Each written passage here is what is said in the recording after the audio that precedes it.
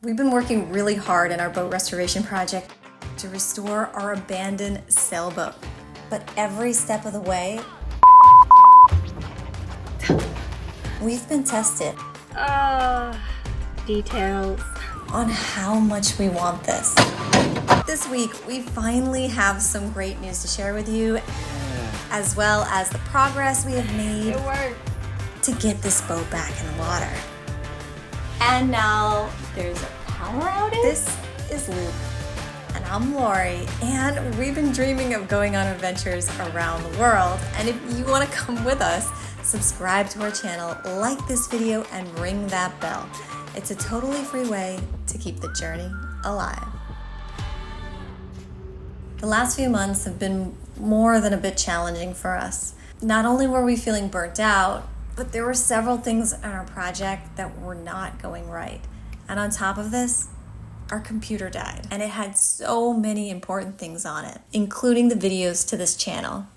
Não vai te criar uma falsa esperança, mas se der certo é melhor pra ti porque tu não perde nenhum dado. We dropped off our computer, crossed our fingers, and kept working, hoping that one day our luck would finally turn around. Yeah, we got the computer, and now all our videos are back. Now, where were we?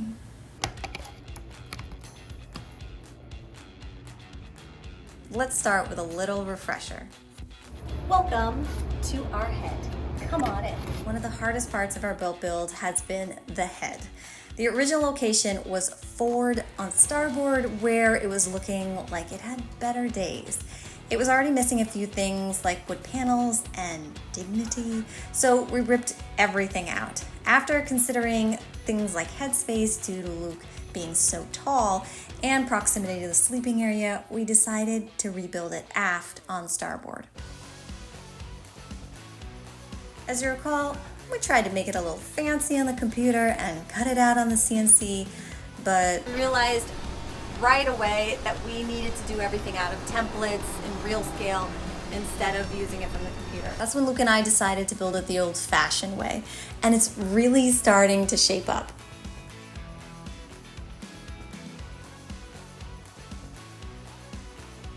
And that brings us to now. All right, I'm in the head right now, and there are 3 things we want to accomplish in order to make this a workable live-in head, shower, and functionable area altogether. First and foremost is a place to put a trash can that it's not going to get wet all the time. We're also going to need a place to put our toilet paper. It's kind of a 2-in-1. Next is we need a shower head, and we didn't want to have a shower head hanging down with like a hose always hitting and being in the way. That's super annoying. So we wanted a little compartment that we put the hose, and then when we want to use it, we can clip it to the wall. So that's number 2. And number 3, as kind of an added bonus, is a seat to sit down on so you can shower sitting down, so you don't kill yourself in case that the water is a little bit turbulent and you still need to take a shower. These are the 3 things that we want to accomplish here, and this is a tiny space, so let's see how we're going to do it. In order to do that, we're going to need a firm foundation, but the area where the head is being built not only has sloping sides, but also has frames that are in various angles. And this shelf was just being balanced on top. Therefore, I set out to create some sort of structure to level it out. Though I really had no idea what I was doing, and I was too embarrassed to even film the process. I just hoped that it would make sense in the end. I also needed to reinforce the curve below the toilet that was currently just made out of a flexible 6mm ply. So I cut out some curves, made this tribal-inspired structure, and then generously glued it all together.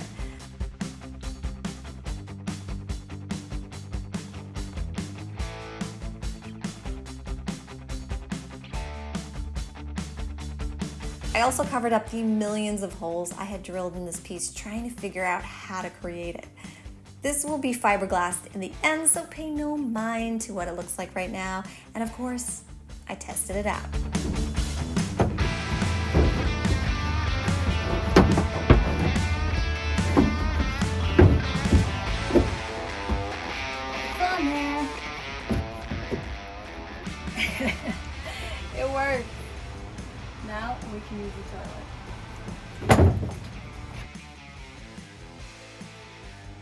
First and foremost, to figure out how much space we have here and what height we can work with, we have to figure out this seat.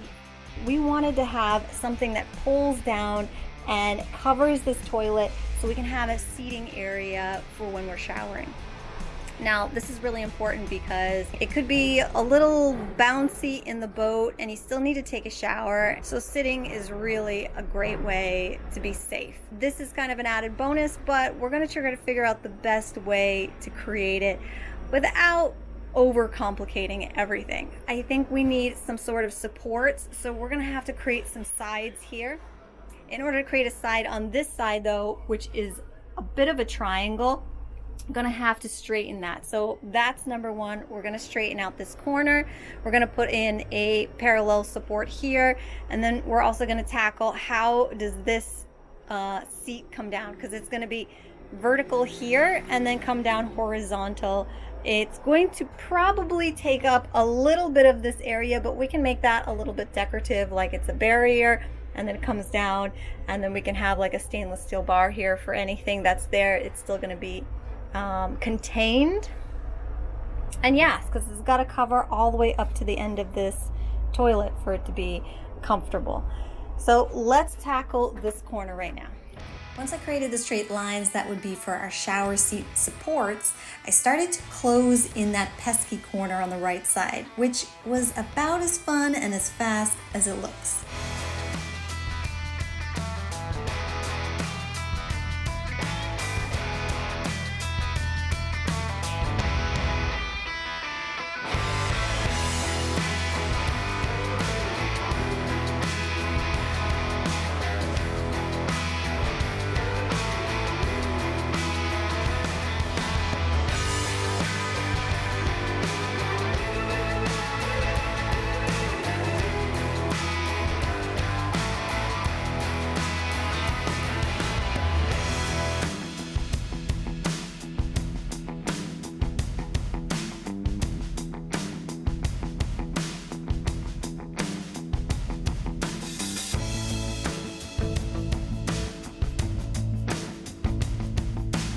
But as you can see, it is no small corner that we're losing. It is actually a decent amount of space.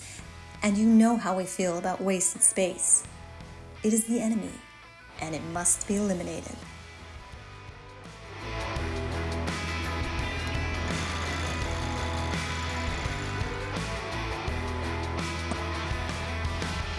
Therefore, instead of closing it off, I threw a door on the front, because I can't see any better use of my time than making the first custom toilet brush compartment made on a sailboat.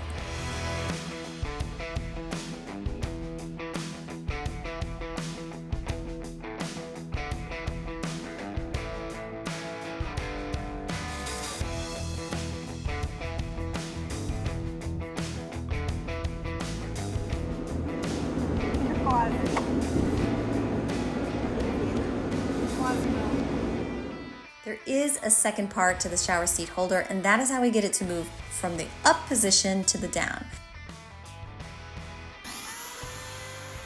So I'm testing out some ideas, but if you have any suggestions, let us know in the comments.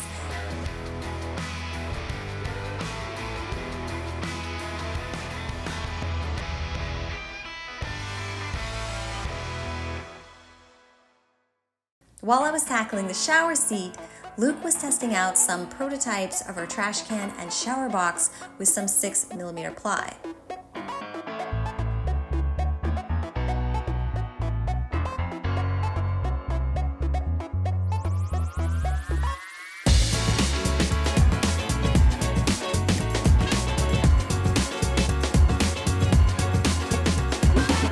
Is to create 2 embedded compartments in the wall that will reduce clutter in the shower area and also keep the contents dry.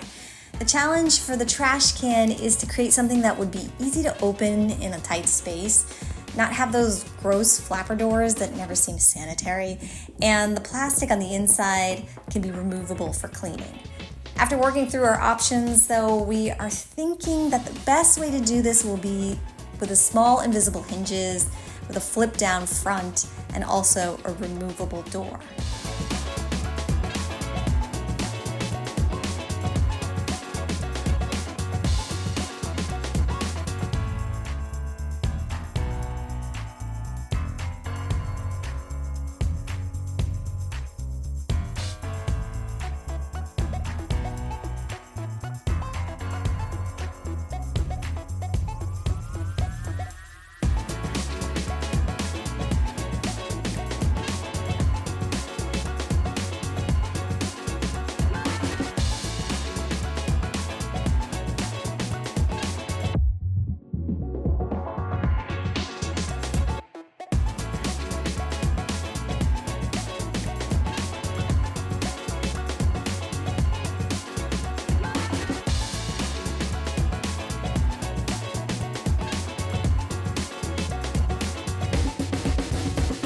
shower box is more straightforward. It will be just a box with a side opening door. Inside we'll have our shower head and hose, and a clip will be on the wall for hanging it.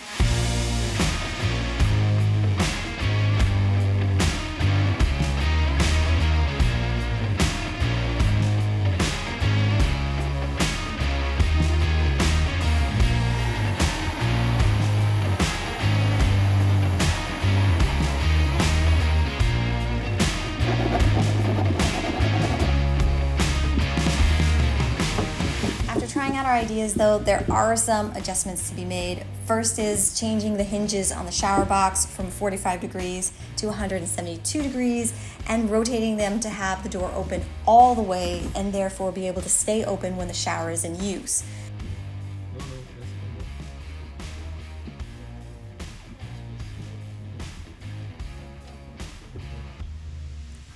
We thought about having a hole for the hose in the door, but we didn't like the idea of having to close the door and hassle with the hose.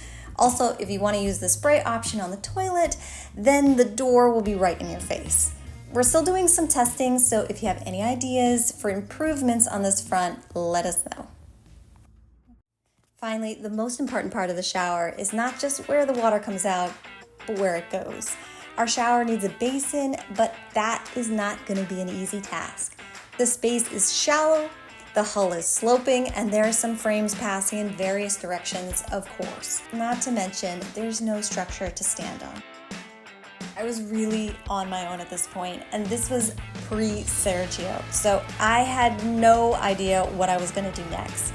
I've never created a shower basin, nor have I made a structure for a floor, and YouTube wasn't sending me any easy answers.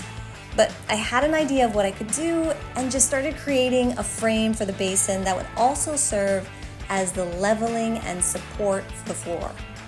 This will be fiberglassed in the end because it is in contact with the bottom of the hull. And since we're talking fiberglass, I used a 1.5 centimeter ply to keep it lightweight. The little ribs on the outsides are extended supports for the rest of the base of the shower.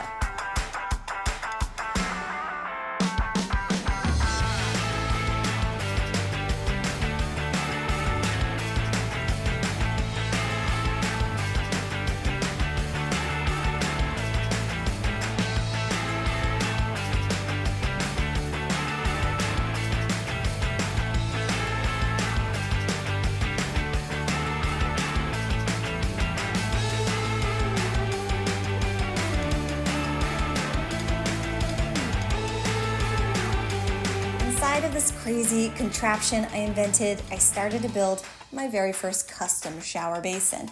I kept it thin with a 6mm ply, and on top of this, we will be fiberglassing it to waterproof it.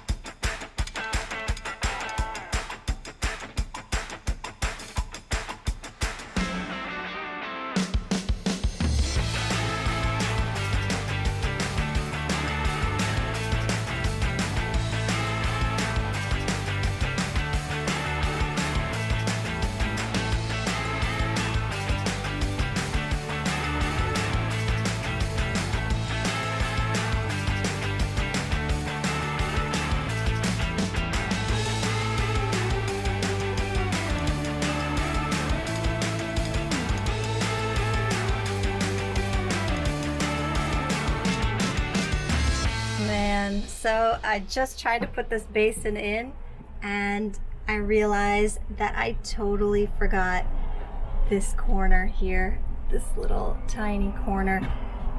I'm gonna have to figure out how to cut it out and repair this corner of the basin. Details.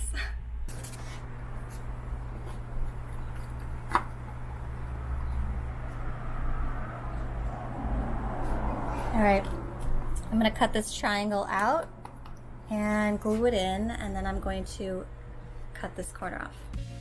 We're so glad you made it to the end of this video. Your support means so much to us and makes this channel possible. We look forward to hearing from you in the comments. Let us know what you think about our build, and see you next week as we work our way into the water and around the world.